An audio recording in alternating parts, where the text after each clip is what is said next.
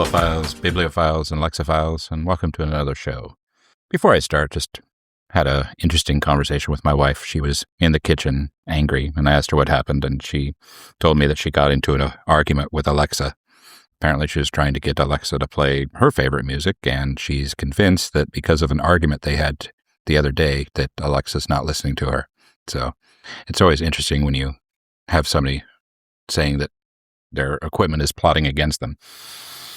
But anyway, today's show, I talked briefly in the past on another episode where we discussed the reasons people write, why we write.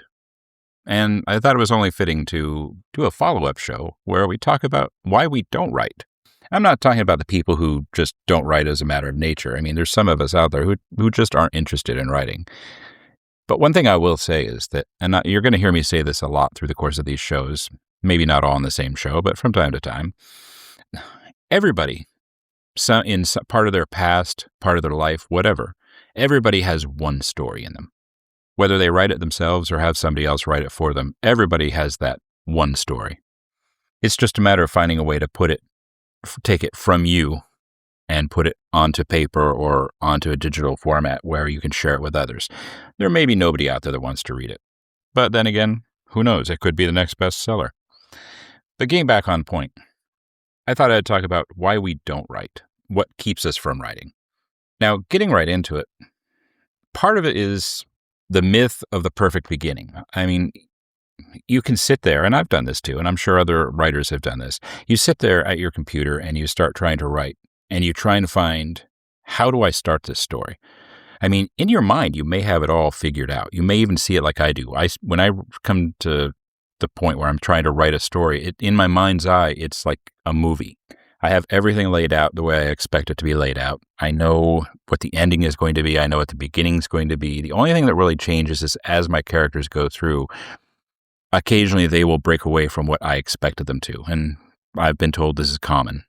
And I think I talked about this in one of my other shows too. But sometimes we go into writing thinking that we have to have this perfect beginning. We have to have the perfect entry. We have to have the perfect style. The protagonist swaggers into the room, and everybody turns their head and looks at him or her. The enemy does something pivotal in the beginning.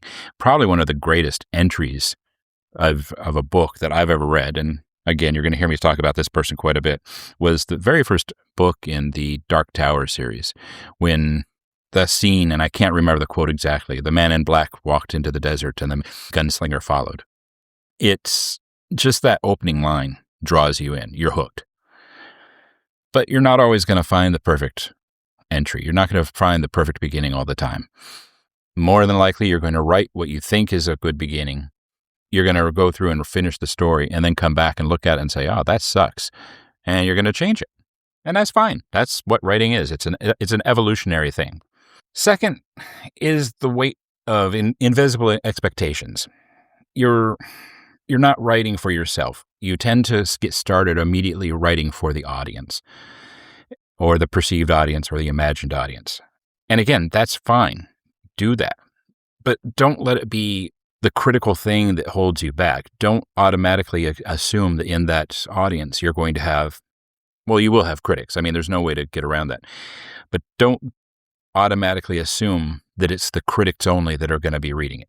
Anything you write, there's going to be a fan base for. You can write complete trash, and there's going to be somebody out there who's probably going to enjoy it. Maybe a lot of people will enjoy it. So don't let your perceived expectations of your audience hold you back. I mean, it's the same. It's similar to when you were in gym, when you were in high school. Think of, especially for those of us who are a little bit self-conscious in high school, there's a lot we didn't do in gym simply because we were nervous about what the other people thought of us. The same situation applies here. Another thing is, and this is like point 3, would be creative exhaustion in our world today. In earlier times, when you wrote, you really only had to contend with other writers. Then when radio came along, your writing had to contend with people, the radio, and with stage performances on the radio and music. Then when television came along, your writing had to contend with TV shows. And now, look at everything that's out there. Your writing has to contend with online streaming services, TikTokers, people doing videos on YouTube, on all the other mediums. And writing can get lost in that. A lot of people are just too lazy, and I'm sorry to say it, a lot of people are just too lazy to put in the extra work to write or to read. And I know a lot of people, I mean, I'm not going to pick on my family, but even my family, there's so many of my family members I'll talk to, hey, have you read this book? Oh, I don't read. There's people I know at work, I'll say, have you read this book? Oh, I don't read. And there's some people that have a valid reason for not reading, but for the most part, it's almost like reading is becoming a lost art, so to speak. And that makes it hard on a writer because they immediately go into this world where they're having to contend with, or not contend, they're having to, looking for the good word here, compete with all this other stuff out there in what a lot of people are going to consider a very boring way to convey a story. And again, I mean, that's just the world we live in. But luckily, there are still a lot of people out there that do enjoy reading, myself included. Then another reason I think people they kind of get a little bit nervous about it is the seduction of an idea to write about, but then there's this terror in executing it. You may be sitting there thinking, oh, I have this great idea for a book. I've got it all planned out. I know exactly how it is. You may even go through the process of outlining it. And then all of a sudden, you start, the intoxication of the idea starts waning. The drafting process becomes a little bit messy, and you start realizing maybe this is going to be as easy as I thought. A lot of writers, they'll fall in love with the idea. They'll fall in love with the pristine floating ideas and concepts, and then they'll hesitate to drag it down into the mud in the reality where it may become imperfect, maybe too imperfect to exist in their own mind's eye. But I guarantee you, whatever idea you have that you think, once you get to the point where you start writing and drafting and you think, oh, this will never work, I guarantee you there's somebody out there that if they grabbed it, they could run with it and say, yeah, I can make this work. I can work on this. I can do this. So never get to a point where you let the idea slip away from you and your own terrors pull or make it unattainable to you. It can be done. You've just got to push yourself. Then there's the someday illusion. A lot of writers, and I've done this myself too, and I'm still doing it because I've got like a dozen projects I'm working on. I keep making these bargains with myself that I'll do more writing tomorrow, but then tomorrow doesn't come. So I actually have these moments where I have to sit and force myself to do it. But people tend to imagine a future version of themselves that has more time, more discipline, more clarity, and they wait for that mythical season when life finally says, okay, you have all the time in the world, go for it. And that's going to be tomorrow. The problem is, every day it's going to be tomorrow, unless you actually commit yourself to doing it. Sitting down, writing, longhand if you want. Sometimes that's better for some people. Definitely sitting down at your computer. Dedicate, if you're one of those people, try to dedicate even 15 minutes a day to hash stuff out. And before you know it, 15 minutes a day, that's a couple hours a week and several hours a month. It starts working itself together. The only problem with 15 minutes a day as an example is by the time you square away your time's up. For some people, the reason they don't write is because there's this trauma from past attempts. Say you're a really good writer in your own mind and other people like it. A note here, love your family. I love my family, but don't use them as your litmus test. Most of the time, family members and close friends, they're going to read your stuff and tell you how great it is, even if it's complete trash. That's not necessarily a bad thing. That's just them trying to encourage you to keep trying. They may even offer suggestions, well, I would have done it this way, or I would have said this. But go ahead and once you finish a story, once you get to the point where you think it's clean, if you get past the writer's block, past the steps we're talking about now, make the effort, find some beta readers that have no connection to you. Beta readers, they are what keep you going because they were going to give you their opinion of how good or how bad it is and suggestions to change it. This one is going to be kind of like quiet grief. Some people don't write because the act itself reminds them of what they haven't done yet. I'm even in that point sometimes where I sit there and I start writing something and think, I'm never going to be as good as Stephen King. That may be true. More than likely, odds are, it is true. But who knows? Maybe the last 10 years of my life, I'm going to pound out 20 books a year like he does, and they're all going to be bestsellers. I don't know. You don't know. So don't immediately chastise yourself or beat yourself up for something you haven't even done yet. Just enjoy the process. Enjoy the act. And that's what it comes down to. Some people write because they want to be a writer. But above all, you have to write because it's what you want to do. You have to write, and you're not going to write good unless it's going to be something you enjoy. And that's one of the key things I wanted to talk about here today. Some other reasons people don't write is there's this thing called the imposter syndrome. And no matter how successful you do or think you are, there's going to be this little part in your back of your head that says, I don't belong here. And I think most people to a certain degree have that. Not everybody's going to admit it, but I think most people do have it. And it's just trying to push through that.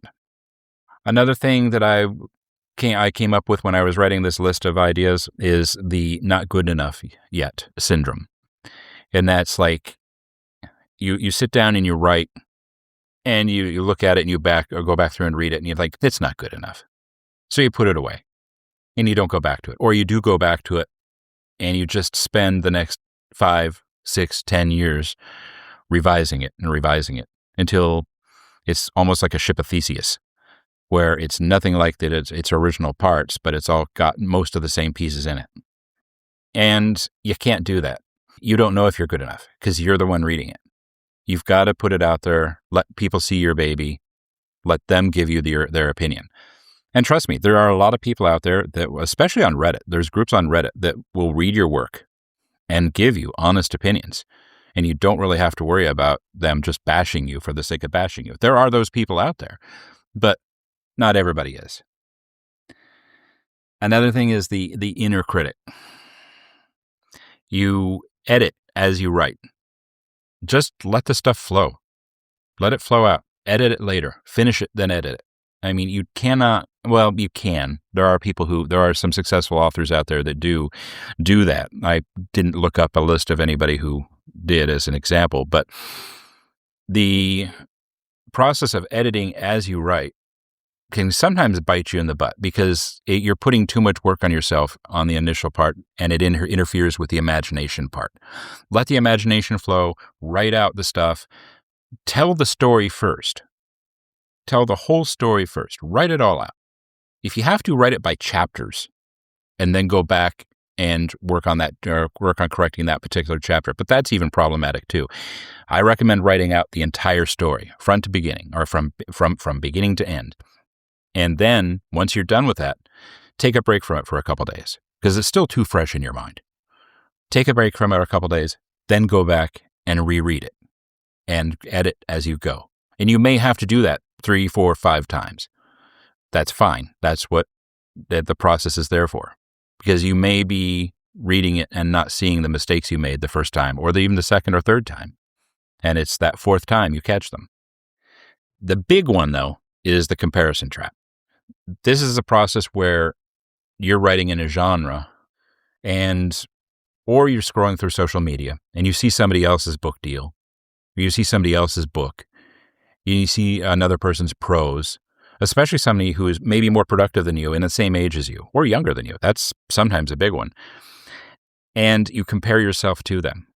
The process of comparison is a thief, but it's also a very effective one. If you compare yourself to others, you're always going to find people who are better than you or worse than you. And what happens there is when you do that, you shoot yourself in the foot either way. You find people that you're better than, you become vain. You find people that you're worse than, you become bitter. And it doesn't make you a good author. Write for yourself. Write what you want to write. It doesn't matter if something you wrote happens to be similar to something someone else wrote. As long as it's not straight out plagiarism, you're fine. It's still your creative work. And then one of the big ones is the fear of success. And this one always tickled me. There are people out there that don't handle success well. I don't remember the name of the author, but I read an article probably about 2 or 3 years ago about an author who wrote his first book, and it was a smash success, and it scared the bejeebers out of him, and he never wrote again. There are some people who are just like that. I mean, it sounds counterintuitive, but success does bring visibility and expectations and even pressure to people that they weren't expecting. So that's another thing you have to be prepared for. You may be working on the next great book. And if you are, and you finish it, I mean, don't be surprised if by some chance overnight you start getting telephone calls from Oprah and stuff like that, ways they want to talk to you. You have to prepare for it. This is especially bad if you happen to be an author who writes under a pen name, because now you have, especially if you want to sequester yourself to the point where other people don't know who you really are, you can't expose yourself. You have to live behind that anonymity while your pen name becomes successful, unless you just want to go ahead and go for broke and, as they say, unzip that fly. The part that bugs a lot of people, though, as far as the things that keep us from writing, are the internalized voices of past critics. Say you were in high school and you used to write stories, and your English teacher said, "Oh, these are terrible. You'll never amount to anything." It may seem like a long time ago, but say you're 25 and you're still trying to write, and your high school English teacher, or even your college English teacher, I got a story about that, will tell you that keeps haunting you and telling you that you're never going to be good enough. Those critics still kind of eat at you. And you do have to get over that. So you're probably asking me now, you've told us all this. How do you get through it?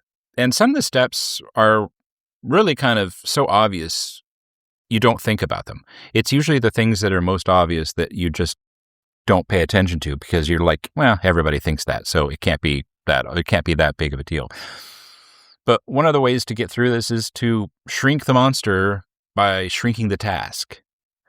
And that's when you start with that blank page, just start with one sentence and let that in one sentence lead you into the paragraph, and let that paragraph lead you into the chapter. And if you do that step by step, eventually you get a book. Another way is to write by telling yourself that nobody's ever going to read this. Write this for yourself. And that's what you should be doing anyway. I mean, I understand there are some people who write for their audience, and there's nothing wrong with that. I'm never going to beat a person up for that. But if you're one of those people that has trouble getting started, write for yourself. Write this story because you want to write the story. If for no one else, you want to write it for yourself. That can take a lot of pressure off you right there, because you're not writing with the understanding that I am writing for all these people. I am writing for a specific market. You're writing because I am writing this for myself to say I can do it, and because I want to accomplish it. And there's nothing wrong with that. That's something that a lot of people do. And if it makes you a better writer, then nobody can complain about it. As far as the part we talked about earlier, the inner critic, it's important, but give it a job later. When he or she comes out and starts whispering in your ear, that's never going to work. That storyline doesn't work. That sentence sucks. That paragraph is bad. No, he can't kill the person with a lampshade. Give them a job later. Put them on notice and say, hey, back off. I'll let you go through it once I've finished the story. And this is true of short stories, micro stories, or even a full novel. Just put them back in the back. They have a job. You're not pushing them away. You're not firing them, but tell them later. Once I've done, you can go through, and instead of trying to silence that sharp-tongued demon, schedule it. You get to judge this tomorrow at 3 p.m. It's amazing how much quieter the critic will become when it knows its turn is coming, and it doesn't just sit on your shoulder going over everything you're doing. Another way to get through it is to build yourself a ritual that signals some level of safety in your writing. a mug, a lamp, a playlist, a particular chair. These aren't productivity hacks, but they're talismans. And I think I talked about something similar to this before. Writing becomes easier when the body recognizes this is the place where I'm allowed to be creative and imperfect. It's almost like when people tell you to have a schedule before going to bed. An hour before bed, you make yourself a cup of tea, you turn off all the electronics, maybe grab a book, sit on the couch and read. The same thing can be done when you're writing. Build up a schedule. For me, when I sit down and get ready to write, I'll usually grab myself a coffee. And just recently I discovered kombucha and found I really like it. Nobody else in my family likes it. You should see the funny looking faces on people's face when I let them taste it. That by itself is worth a story. Then I'll sit in my office, put on some music, usually something instrumental, and start writing. My body knows that once I go through all these steps, these 5 or 6 steps, and I sit down and close and lock my door, that's it. I'm writing for at least an hour. Another thing to do, and it's going to sound kind of funny, and I actually, going back to my professor when I went to BC years and years ago, write something bad on purpose. Sit down and write a really stupid story just to get it out of your system. Because it can be fun. It lets your mind play. You can share it with others too, but it's the creative equivalent to breaking the ice. Intentionally writing a bad paragraph is like letting yourself play with cliches and overused punchlines and over-exaggerated stories. It gets the frustration out of your system. Another thing is to separate your identity from your output. A lot of people freeze because they think a bad draft means they are bad. Imagine writing as a craft, not as a personality test. For example, a potter doesn't cry over the first lumpy bowl he makes or the first bad piece of art he puts together. He knows that he's going to move on. Many times, bad potters, using that example, will keep their first crappy stuff that they put together and use it as a sign of that's where I began, this is where I am now, when they refer to something newer that they've done. This is the important one, though. Don't look at your failure as failure. You write a story, you send it into a competition. Not only does it get rejected, you don't even get a response. Take that as a step forward. Take that as a step in the right direction. You've learned what didn't work. What's I'm paraphrasing the old thing about Thomas Edison. He tried 10,000 times to make a light bulb, and he actually found 9,999 ways that didn't work. I don't remember the exact quote, but I'm sure somebody will look it up there. But don't look at failure as failure. Look at failure as a lesson learned and data going forward.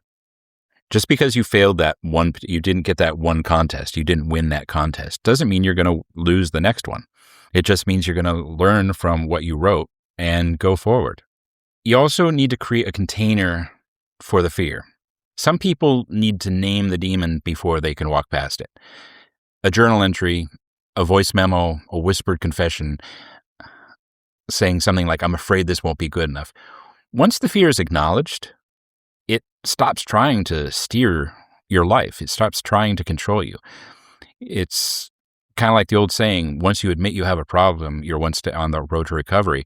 And the same situation applies here. Once you identify the demon in the room, it doesn't tend to be as powerful as it once was. And here's the one that's important to me. Let your work be private until it's strong enough to stand on its own. And what I mean by that is, I tend to find that if I'm writing a story and I tell somebody about it, it kind of kills it for me. If I'm writing a story and I want to share it with people, I wait until it is done, at least in the first draft. Then I'll share it with people. But for some reason, and I don't know why, I used to have a tendency to be working on a story and tell everybody about it. And for some reason, that would kill it for me, and I wouldn't be able to go any further on it. So sharing ideas too quickly can bruise a fragile idea. It can bruise your concept of the idea. It's okay to keep the project close to your chest until it has its own legs, until you have confidence to let it go out. Kind of like seedlings. I mean, let it get to the point where it can grow on its own. You're obviously not going to take a seedling tomato and put it out in the front yard right off the bat just as soon as it sprouts. You want it to get stronger first so it can survive on its own. And the most important one, I think, is remember as a writer that writing is allowed to be messy. A lot of people write because they think the process should feel elegant. I mean, who doesn't sit down and decide they're going to be a writer and have this mental picture of them in the back of their minds as the next Ernest Hemingway, sitting, smoking a cigar, drinking a bourbon, and typing on a typewriter or a word processor? Yeah, it's a novel idea, but if that's what you're shooting for, it's probably not going to happen. For the men, it's Ernest Hemingway, Stephen King. For the women, Agatha Christie, Anne Ryan, things like that. You just be yourself. Write messy. Clean it up later. Get the ideas on paper or in printed format, because at least then the ideas are out there. You have put them in a medium where you won't forget them. You can clean it up later, add parts, take parts away as time goes on, but you don't have to have everything perfect the first time around. Now, all that said, there are a lot of places out there that can help you with your writing as far as motivation and stuff like that. I mean, if you want to challenge yourself I think it's November, there's a challenge by a group called NaNoWriMo, the National Novel Writing Month. The website itself is open all year round, but the actual challenge is to write a novel in 1 month, and that's usually in November. So you can go there, and they have a really good support community there. The Writer's Digest is a wonderful magazine. I used to subscribe to it. Now I just invariably buy it like maybe 3 times a year. Medium.com, I have something on there that I write every now and then. I've been kind of bad about that. I haven't written anything for a while because I've got my hands in so many pots.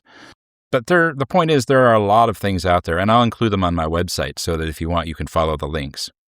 But there's a lot out there to help you get started, push through the moments where you feel traumatized or unable to actually sit and write. But the thing you got to remember is that writing, like I said at the beginning of this, writing is an evolutionary thing. You don't just sit down one day and write a great novel. You sit down one day and you write, most of the time. There are exceptions, so if you are one of those exceptions, I'm not beating you up. But most of the time, the first stuff you write is going to be complete garbage. But it's planting a seed. Don't listen to others tell you that you can't write. Don't listen to others tell you you shouldn't write. Don't listen to others tell you that there are too many writers out there, you'll never make it. Does that mean that they're right? Maybe they are. But you still don't listen to them. Primarily because writing is a process between you, your characters, and your story. You do it because you enjoy doing it. I don't know anybody who's good at anything they want to do when they decide they really hate it. I mean, if you hate writing, then yeah, it's probably not going to be for you. If you hate reading, you're probably never going to pick up a book unless you have to. If you hate speaking, you're never going to be a podcaster. If you hate TV, you're probably not going to watch TV. I mean, I could go on. But with writing, there's a certain level of intimacy between you and the written word. If you decide you go down this path, you're going to be the ones that people laugh at because you correct them when they say, Frank and me went someplace. It's just hard to explain. This episode has completely been script free. It's my very first time I've gone with no script and no pointers. I just went through. I do have some bullet points, but that's about it. And I hope you enjoyed the show. Oh, I almost forgot. I wanted to cover that comment I made earlier about my professor years ago when I finally went back to college back in, I think it was 96 or 97. I took a literature class, not a literature class. I can't remember. I think it was called creative literature or expositional literature. But anyway, I got in, and as we walk in, one of the student aides hands out the syllabus for the class. And it was one of the older classrooms. It was kind of built like a theater. And I go in and I'm looking through this thing, and this syllabus is covered. It's just filled with errors. I mean, grammatical, punctuation, even a couple spelling errors. And it just stood out to me as being completely ridiculous for a class of what its nature was. So that evening I took it home and I corrected it and turned it back in the next time I went to class. It was about a week later I went to class. I think it was on a Wednesday night. It was evening classes. I went in, and the classroom starts. The professor's talking to us all, and then he puts some papers down and looks at something and stands up and says, "Before we start the class, I have some business to take care of." And then he says, "Mr. Wright, will you please stand up?" And he's looking around for me, so I stand up. And he holds up the paper and says, "What gives you the audacity to correct my syllabus?" And I said, "It was filled with errors. I thought that was maybe part of the test." And he just looked at me a second, looked at his thing, and pointed to the door and said, "Get out." And I can laugh at it now. But back then, it was hard for me to laugh at. I was just devastated. So I went to my counselor, explained everything. They put me in a different class. Luckily, there was another class there, and life went on. But still, that has always stood out to me. I'm not going to mention the guy's name. I'm not going to mention the class number or anything like that, because I have no idea what he's doing now. It's been so long, he's probably dead. But I thought I'd share it. But anyway, again, thank you for joining me. I hope you enjoyed the show. I hope that somebody out there will tell me how you liked it with no script, because it actually felt like it flowed a little bit better for me. So, on that note, may your ink flow even when your courage doesn't. May your coffee be strong enough to drown out the inner critic who's never written a thing, and your regrets be as deniable as every brilliant idea you totally meant to start, eventually, maybe. Thank you, everybody. I appreciate having you, and have a great time.